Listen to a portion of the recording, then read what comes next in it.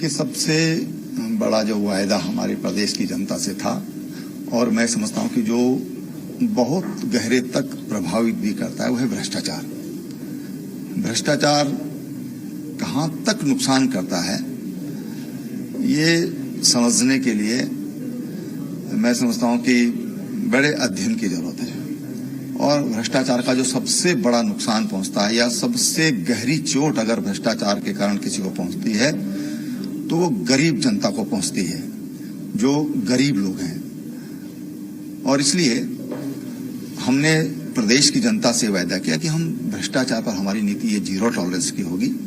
और मैं समझता हूं कि सेंचुरी तक पहुंच गई होगी ऐसे लोगों की जो या तो जेल के अंदर हैं या जेल के अंदर रहकर जो बाहर आए हैं। और आज उत्तराखंड में पूरा सेक्रेटरीट हो ये दलालों से मुक्त किया है। आज कोई दलाल सचिवालय के अंदर घुसने के लिए उसको साहस करना पड़ेगा। हमने दलालों से मुक्त उत्तराखंड को किया है। दूसरी बात है कि जो अवस्थापना सुविधाओं के क्षेत्र में अवस्थापना के दृष्टि मुख्य चीज होती है बिजली है, सड़क है, पानी है। तो हमने सड़कों क्षेत्र में रिकॉर्ड काम किया है। हमारे सैकड़ों गांव ऐसे थे कि जो अभी भी सड़कों से नहीं जुड़ पाए थे। आज उसमें हम लोगों ने बहुत बेहतर काम किया है। भारत सरकार ने हमको उसके लिए 7 अवार्ड भी हमको दिए गए हैं। इसी तरह से पर्यावरण के क्षेत्र हो उसमें हमने बहुत बेहतर काम किया है। पानी का संरक्षण का क्षेत्र हो उस पर हमने बहुत बेहतरी से काम किया है। उस पर काम मैं कहूँगा भी चल रहा है, क्योंकि जो परियोजनाएं हैं ये कॉन्सेप्ट बिल्कुल नया है कि वर्षा जल से जलाशय तैयार करना और उससे रिज्यूमिनेशन का काम, रिवर रिज्यूमिनेशन का काम है। जो हमारे सोर्स हैं उनके रिज्यूमिनेशन का काम है वो हमने अपने राज्य में प्रारंभ किया है। ये तीसरा क्षेत्र है स्वास्थ्य का क्षेत्र। स्वास्थ्य में जब हम आए थे तो 1100 के करीब यहाँ पर डॉक्टर्स थे। आज 2300 से अधिक डॉक्टर हम परमानेंट नियुक्तियां हमने अपने राज्य में दी है। और दूरस्थ क्षेत्रों में जहां पर डॉक्टर को वास्तव में जिनकी जरूरत है या जहां पर पेशेंट के पास कोई विकल्प नहीं है, अब देहरादून का आप क्यों नहीं जाएंगे, कोई विकल्प नहीं है, आज वहां पर 3 डॉक्टर नियुक्त हैं। चक्रोता है जहां पर 2 से अधिक डॉक्टर कभी नहीं रहे, आज वहां पर 7 डॉक्टर नियुक्त हैं। आज अल्मोड़ा में 21 पोस्ट है, 22 डॉक्टर नियुक्त हैं। 35 वहां पर मेडिकल कॉलेज में डॉक्टर नियुक्त हैं। बागेश्वर में भी 17-18 डॉक्टर हैं। पिथौरागढ़ में भी 22 डॉक्टर हैं। यानी कि हम जो दूरस्थ क्षेत्र हैं और जिला ही नहीं बल्कि जो हमारे CSC हैं या जो प्राथमिक स्वास्थ्य केंद्र हैं, हर जगह पर आज हम डॉक्टर भेजने में सफल हुए हैं।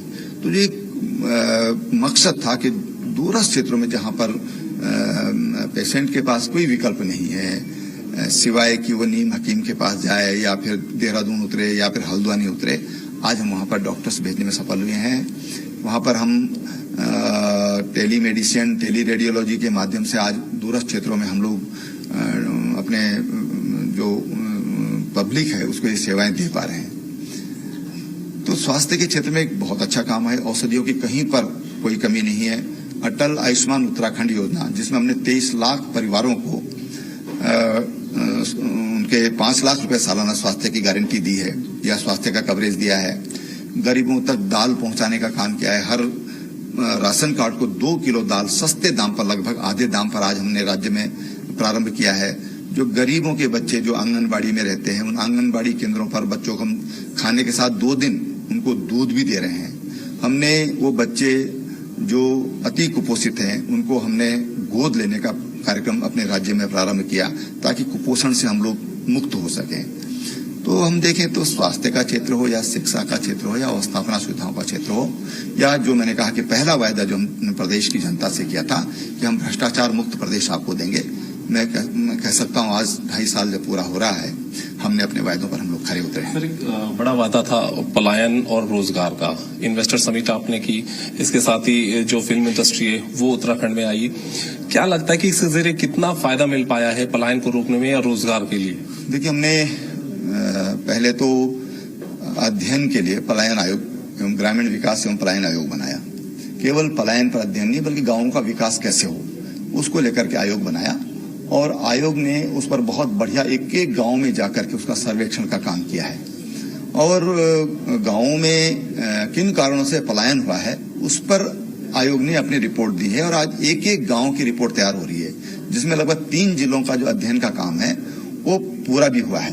उसी में से निकल कर आया है जो रूरल ग्रोथ सेंटर है, जो हमने 670 ग्रोथ सेंटर राज्य में स्थापित करने का लक्ष्य रखा है, जिनमें से लगभग 60 सैंक्शन हो गए हैं, 40 पाइपलाइन में है। तो उससे जो हमारी ग्रामीण अर्थव्यवस्था है वो मजबूत होगी।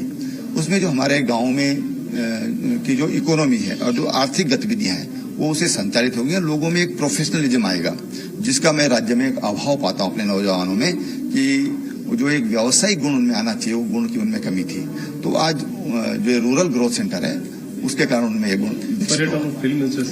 पर्यटन की दृष्टि अगर हम देखें तो रिकॉर्ड तोड़ यात्री आज उत्तराखंड में आ रहे हैं, और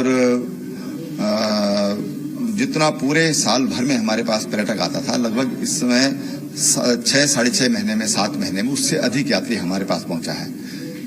और इस दृष्टि से हम जो इंफ्रास्ट्रक्चरल जो डेवलपमेंट चाहिए उन इलाकों पर जो वहां पर सुविधाएं चाहिए उनको हम विकसित कर रहे हैं। एक सुनियोजित प्लान के तहत हम बद्रीनाथ जी, केदारनाथ जी, गंगोत्री, यमुनोत्री उनका डेवलपमेंट कर रहे हैं। अभी तक चारों धामों में स्वास्थ्य की सुविधाएं नहीं थी, आज हम चारों धामों में हमने उनको स्वास्थ्य की सुविधाएं दे रहे हैं, क्योंकि देश विदेश के पर्यटक हमारे पास आते हैं, श्रद्धालु आते हैं, तो कई बार तकलीफें होती हैं और कोई विकल्प उनके पास नहीं था, तो आज हम उनको वहां पर सुविधाएं भी दे रहे हैं। सर, आखिरी सवाल, एक बड़ी पहल सीएम हेल्पलाइन को लेकर की, जिसमें क्या हम जनता अपनी शिकायतें भी दर्ज कर पा रही है, कितना सफल उस प्रयोग में रह पा रहे हैं, कितनी शिकायतें जनता की निस्तारण हो रही है और मॉनिटरिंग उसकी कैसे हो रही है? देखिए, सीएम हेल्पलाइन ये आम आदमी के लिए वरदान साबित हुई है।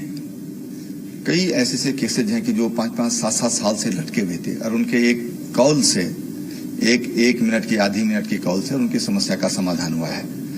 अभी हम उसको और बेहतर कैसे उसको बनाएं, उस दिशा में हम लोग काम कर रहे हैं।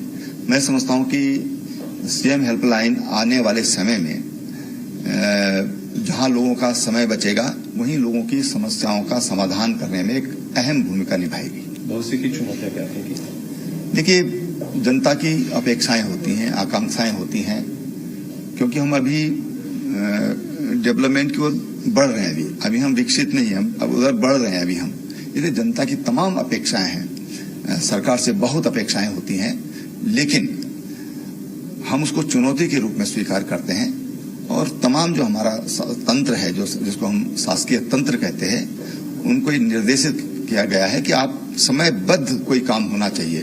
ऐसा नहीं कि हाँ हो रहा है, ऐसे नहीं चलेगा। काम समय पर होना चाहिए। किसी की कोई समस्या है तो उसका समयबद्ध उसका निस्तारण होना चाहिए। और वो सचिवालय के अंदर जो 7-7 डेस्क पर फाइल जाती थी, आज हमने 4 डेस्क पर उसको सीलिंग दी है उसको। इससे ज्यादा डेस्क पर कोई समस्या नहीं जाना चाहिए। ये ढंग से काम का विभाजन होना चाहिए। हम चाहते हैं कि विंडोज ये कम से कम। तो राज्य सरकार के 2.5 सालों का कार्यकाल आज पूरा हो गया।